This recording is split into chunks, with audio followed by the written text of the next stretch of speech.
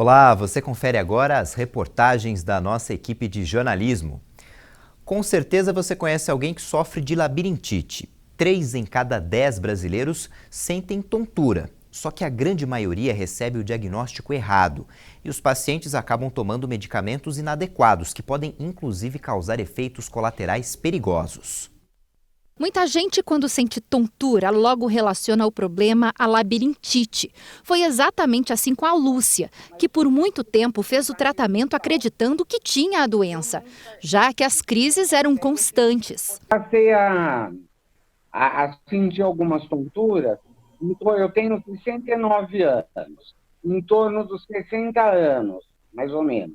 A labirintite é a inflamação do labirinto, uma estrutura delicada que fica na parte mais interna do ouvido e que é responsável pela audição e equilíbrio. Quando ocorre uma inflamação nesse local, ele passa a enviar sinais confusos para o cérebro. É desse efeito que surgem sintomas como tonturas, por exemplo. Mas o que muita gente não sabe é que nem toda tontura é labirintite. Só depois de muito tempo fazendo o tratamento errado, a Lúcia descobriu que o problema dela era outro. A labirintite que eu achei que não era labirintite. E isso eu descobri com neurologista. E isso é muito mais comum do que imaginamos. E a Lúcia não é a única a passar por isso. Segundo especialistas, 3 em cada 10 brasileiros sofrem de tontura. E a maioria recebe o diagnóstico errado, como se o problema fosse labirintite. Muitos pacientes tomam medicamentos por anos e nem sequer têm a doença. A tontura persistente, em muitos casos, é diagnosticada de maneira errada e, consequentemente, o tratamento também é inadequado. Por trás dessa palavra labirintite existem, olha só, mais de 40 doenças diferentes que geram tontura, que geram vertigem. Por que é importante a gente saber isso? Porque cada doença tem um tratamento totalmente diferente um do outro. Então, se eu não descubro exatamente qual que é o diagnóstico, qual que é a doença misteriosa por trás da tontura da pessoa, eu não consigo fazer o tratamento correto. Quando eu falo que tudo é labirintite, tudo é igual, normalmente a gente está errando também no tratamento. E pior, viu? Pior que alguns remedinhos aí famosinhos para tontura, para labirintite, eles podem dar alguns efeitos colaterais bem perigosos. De acordo com o neurologista, cerca de 70% dos casos de vertigem, na verdade, são causados por outra doença, que tem um nome estranho: vertigem posicional paroxística benigna, mas que de complicado só tem o nome, porque é muito mais simples de ser tratada. E qual é que é, a do cristal? Existe o labirinto, que é essa peçazinha aqui que está na minha mão. O labirinto, ele é pequenininho, fica lá dentro do ouvido, do lado do cérebro, aqui é um modelo ampliado. No interior do labirinto, bem no meio dele, no miolo, eu tenho cristalzinhos boiando numa espécie de gelatina. Moral da história, algumas vezes os cristais escapam para esse canal aqui, onde não deveria ter cristal, e pronto, vem as crises de vertigem. Mas qual que é a grande mágica por trás dessa doença? Por que é importante a gente conversar dela, e levar essa informação para você que está vendo a gente? Porque a labirintite dos cristais soltos, ela resolve sem remédio. Eu faço manobras com a pessoa, movimentos especiais com a cabeça da pessoa no próprio atendimento médico, e eu consigo varrer aqueles cristalzinhos de volta para o lugar e voilá, tratada a doença. Diagnosticar a vertigem corretamente evita não só o tratamento inadequado, como devolve o quanto antes a qualidade de vida para quem está sofrendo com a doença. Ter tido esse diagnóstico com esse neurologista logo que começou, há 10 anos atrás, nossa, eu teria ganho muito mais qualidade de vida.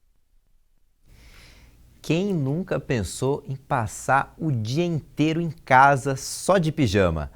Na pandemia com home office, muitas pessoas fizeram isso, nem trocaram de roupa. Como consequência, a procura por esse tipo de vestuário aumentou bastante. Só que tem gente que esquece e aparece em reuniões online de pijama. Muitos ouvintes desse programa de rádio nem imaginam que os apresentadores trabalham assim, de pijama. O traje de dormir foi adotado pelo casal Aníbal e Kátia Teixeira há 2 anos e vai muito além do programa.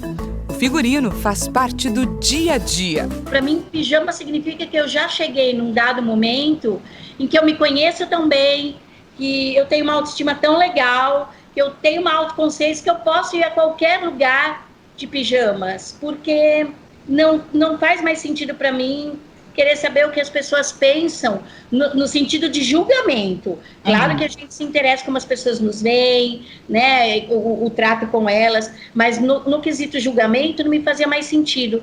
E ali comecei a palestrar de pijamas, apresento meu programa de rádio de pijamas. E ao contrário do que muitos pensam, essa nova moda não tem nada a ver com desleixo.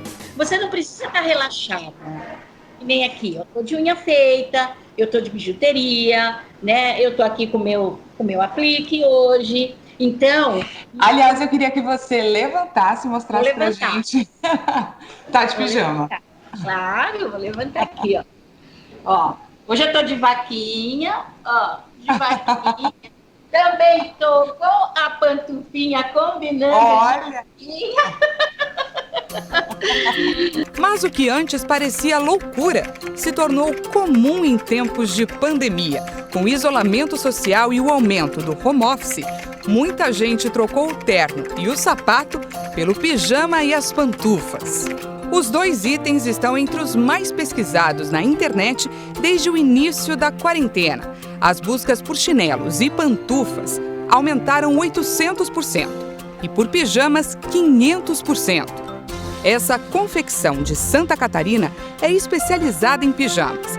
A proprietária confirma que as vendas cresceram muito, principalmente pela internet. O aumento nos negócios online atingiu 500%. Realmente, assim, foi uma coisa que a gente não podia imaginar. Você crescer 500% de um dia para o outro é uma coisa absurda. E a questão também do próprio chinelo foi um crescimento absurdo, porque hoje as pessoas tomaram consciência que realmente entrando em casa, deixando o seu calçado, né, para fora, precisa um chinelinho limpo dentro. Trabalhar de casa é muito bom, muito confortável, mas é preciso ficar atento. Principalmente se a pessoa tiver que participar, por exemplo, de uma videoconferência com o chefe. A Cibele, ela é consultora de imagem e ela vai dar pra gente algumas dicas para evitar que o pijama não vire uma saia justa.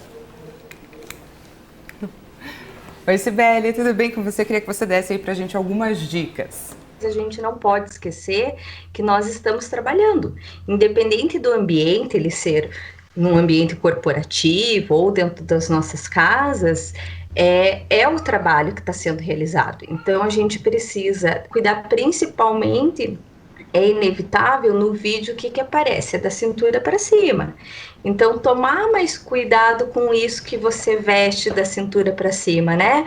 Com as mulheres, a questão da maquiagem, mesmo quem não tem costume de se maquiar, usa um protetor solar que tem um pouquinho de cor, né? Já disfarça alguma coisa na pele, já dá um outro ar, principalmente para quem está no vídeo, que no vídeo às vezes a gente acaba ficando um pouquinho mais pálido por causa da luz. Então esse tipo de cuidado é essencial. E tem gente que já pensa em tudo. Olha só o modelo lançado por essa confecção japonesa.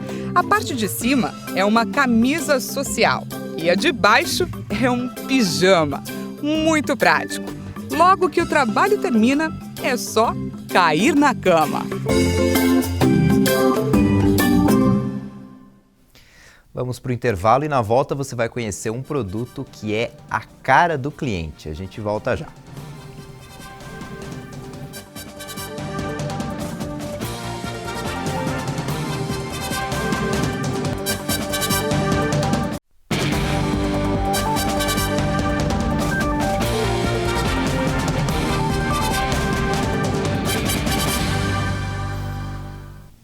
A pandemia do novo coronavírus agravou uma epidemia no Brasil, a da obesidade. 23% dos brasileiros engordaram nesse período.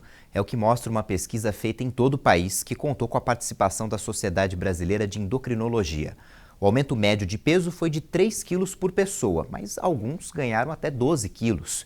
E os principais motivos apresentados pelos entrevistados foram a ansiedade e o sedentarismo. Essa foto foi tirada pela Nicole antes da pandemia e ela pesava 60 quilos. Menos de 2 meses depois, essa outra foto mostra a diferença, 10 quilos a mais. A vendedora afirma que a ansiedade a fez comer mais. Eu não parei de trabalhar, então a minha ansiedade foi aumentando e a vontade de comer sem parar foi inexplicável. Eu acho que foi devido mesmo à pandemia, de muitas pessoas ainda não usarem a máscara dentro das condições. Isso foi me agoniando de uma maneira que eu chegava em casa nervosa, perdia totalmente o meu sono, estava numa insônia e devido a isso comia. Uma pesquisa que contou com a participação da Sociedade Brasileira de Endocrinologia atestou que 23% dos brasileiros engordaram durante a pandemia. O levantamento foi feito por um questionário online, que foi respondido por 1.470 pessoas. E entre os entrevistados que estavam em isolamento há mais de 45 dias, o aumento de peso variou de 1,1 kg até 12 quilos. A média foi de 3 quilos por pessoa. Além disso, metade das pessoas já partia, de um peso acima do normal. E as pessoas que aumentaram a sua ingestão de carboidratos tiveram tendência a engordar. As pessoas que aumentaram a ingesta de álcool, as que começaram a comer, talvez por essa ansiedade toda gerada, a gente vendo as notícias na televisão, a gente vendo as pessoas queridas adoecerem, morrerem. Então, as pessoas começaram também a mudar o seu tipo de alimentação e alimentar-se fora de hora. O resultado agrava um problema que já era preocupante no Brasil. Antes da pandemia, quase metade dos brasileiros já estava acima do peso e 16,2% eram considerados obesos. Durante o isolamento, muitas pessoas aumentaram o consumo de pães e massas e ainda deixaram de fazer atividades físicas. E esse problema não é meramente estético, como algumas pessoas pensam, mas principalmente de saúde. Especialistas lembram que a obesidade é o principal fator de risco da Covid-19 para pacientes com menos de 60 anos. O sobrepeso dificulta a atuação do sistema de defesa do organismo. A obesidade é uma doença que nós chamamos de uma doença inflamatória. Os fatores inflamatórios já estão normalmente aumentados na pessoa obesa. Quando você vem com uma doença em cima, Covid-19, que também é uma doença em que os principais fatores que alterados no organismo são por conta de uma inflamação exacerbada, você junta duas condições inflamatórias. Por isso, no caso da obesidade, os casos têm evoluído mal, inclusive entre jovens. E da teoria para a prática, a própria médica resolveu dar o exemplo. E ao perceber que havia engordado alguns quilinhos durante a pandemia, a doutora Rosita decidiu fazer caminhadas em casa. Assim, pôde respeitar o isolamento social e cuidar da saúde. Então, quando eu vi que eu aumentei um pouquinho de peso, eu falei, deixa eu começar o exercício, começar a me alimentar melhor, para não piorar o meu risco, Comecei com 10 minutos, já estou em 20 minutos, caminhando por dentro da minha própria casa. Outros vão ter a casa muito pequenininha, não tem problema. Faça exercícios parados. Inclusive, você conseguir no YouTube, professores de educação física, fisioterapeutas, que dão uma boa orientação sobre isso. Como se exercitar num espaço pequeno. Um estímulo para Nicole. Ela diz que agora vai literalmente correr atrás do prejuízo. Estou começando a fazer exercícios em casa. A minha alimentação, já estou colocando ali uma salada, diminuindo o carboidrato. A gente tem que se cuidar nessa pandemia de verdade, tanto pela nossa saúde, para não ter mais pessoas sofrendo com diabetes, entendeu? Hipertensão, é uma coisa muito séria, não é brincadeira. E é difícil, sim, porque cada um sabe o que passa dentro da sua casa, os problemas, Mas a gente tem que erguer a cabeça, levar para cima e se cuidar. Os empresários precisaram e precisam de muita criatividade na pandemia. O consumidor tem que usar a máscara. Aí uma empresa belga inovou e criou as máscaras personalizadas. Olha que o produto é a cara do cliente. O empresário Charles de Belfort está feliz da vida com a produção de máscaras personalizadas. A ideia surgiu após ele fechar outra empresa por conta da pandemia. E o negócio dessa vez decolou. O processo é simples. O cliente tira uma foto e a parte inferior do rosto é impressa em um tecido apropriado. Depois é feito o acabamento. Essa mulher lembra que todos precisam usar esse tipo de proteção. E as máscaras personalizadas tornam possível identificar as pessoas, além de serem mais amigáveis. O cliente também pode enviar uma foto pela internet e receber o produto em casa. Cada unidade custa o equivalente a R$ 120. Não é barato, mas é uma ideia criativa e divertida. O wasabi é uma pasta usada na cozinha japonesa que esconde o cheiro do peixe e também melhora o sabor da comida. Mas até no Japão é difícil encontrar o autêntico wasabi. Um pedaço de ouro verde embutido no coração do sushi. O wasabi é uma pasta utilizada na culinária japonesa, um tempero feito da planta Wasabia japonica. Usamos o wasabi porque não só mascara o cheiro do peixe cru, mas também aumenta o sabor. Ele ainda tem propriedades antibacterianas. O sushi é um símbolo da culinária japonesa e o wasabi é um ingrediente crucial. Mas mesmo no país do sol nascente, encontrar o autêntico wasabi é difícil. Cada safra de wasabi pode levar um ano inteiro ou até 18 meses para amadurecer em grandes terraços artificiais. Muitos restaurantes usam substitutos mais baratos à base de raiz forte. Com solo vulcânico e chuvas fortes, a península Izu do Japão é o lugar ideal para o wasabi. Não usamos fertilizantes porque o wasabi depende de minerais e oxigênio trazidos pela água que desce do Monte Amagi. A pandemia do novo coronavírus mexeu inclusive com a produção do tradicional tempero. Com os restaurantes fechados, a demanda geral por wasabi caiu. Fora do período de crise, a região de Izu produz 130 toneladas de wasabi por ano, o que movimenta 8 milhões de euros, cerca de 50 milhões de reais. O isolamento fez com que muitas pessoas adotassem um animal de estimação. Mas até o serviço de adoção precisou se adaptar na pandemia. A escolha pelo novo amigo agora pode ser feita pela internet.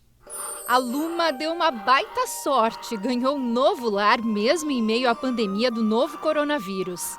Olá, eu sou o Rogério. Oi, eu sou o Lucas e essa é a Luma. Durante a pandemia, a gente resolveu adotar um cachorro. Sabe por quê? Porque eu estava muito estressada estudando. E agora, ela faz parte da família. Mas por causa da pandemia do novo coronavírus, em muitos lugares, a visitação para a adoção de um animal foi suspensa. Mas não é por isso que ficou impossível adotar um cãozinho ou então um gatinho. A Prefeitura de São Paulo, por exemplo, disponibilizou um serviço totalmente online. Dá para escolher o novo amigo pela internet, sem precisar sair de casa. As solicitações do canal digital aumentaram em média 45% e entre os serviços mais procurados estão a adoção de cães e gatos. E opções não faltam. Tem o Bonifácio, esse poodle super fofinho, que desde o ano passado está à espera de um lar. O Johnny, que espera há muito mais tempo, desde 2012. As gatinhas Fifi e Gigi também estão à espera de uma família acolhedora. A gente adotou o procedimento online. Então as pessoas fazem o cadastro pelo site, já descrevem qual é a ideia do que elas querem de animal e tudo mais, conseguem olhar no site de FOSAP os animais que a gente tem disponível, porque a gente coloca fotos deles, história, tudo bonitinho. E aí a gente conseguiu fazer com que isso retomasse as adoções e a gente está tendo adoções muito boas. Cachorro, gato, hamster, tartaruga, peixe, iguana. Ter um amigo de estimação é tudo de bom e pode ser uma ótima companhia em tempos de isolamento social. Além dos pets ajudarem a espantar a solidão, eles são ótimos para combater a depressão e a ansiedade. Infelizmente, as pessoas estão muito isoladas, as coisas que a gente está vendo são muito tristes e durante o dia a dia eles fazem a gente dar risada, eles fazem a gente conversa com eles e é uma coisa muito importante, isso é muito gostoso. Então ter essa troca é importante. Então você tendo um bichinho de estimação, um pet ali que você esteja convivendo o dia todo é importante. Você consegue ter essa terapia, entre aspas, junto com o seu animalzinho. É muito porque você tem afeto e é uma via de mão dupla. Você tanto dá esse afeto quanto você recebe. Adotar é mesmo tudo de bom, mas a guarda de pets precisa ser responsável e consciente. Hoje, os bichinhos de estimação são membros de muitas famílias e, em muitos casos, são considerados até filhos. Mas ainda há situações em que são abandonados, o que não deve acontecer quando o dia a dia das pessoas voltar ao normal. Que passando a pandemia, ele não é um brinquedo que você joga fora ou uma coisa. Você tem que pensar, estruturar e saber que você vai precisar continuar com ele. Porque, principalmente, ele cria afeto com você e é como... ele depende de você. Você não pode, depois que passar, você falar, não, agora eu voltei à minha vida normal e eu vou jogar na rua. Não, você vai precisar cuidar dele depois que passar a pandemia. E ele vai continuar te trazendo coisas boas.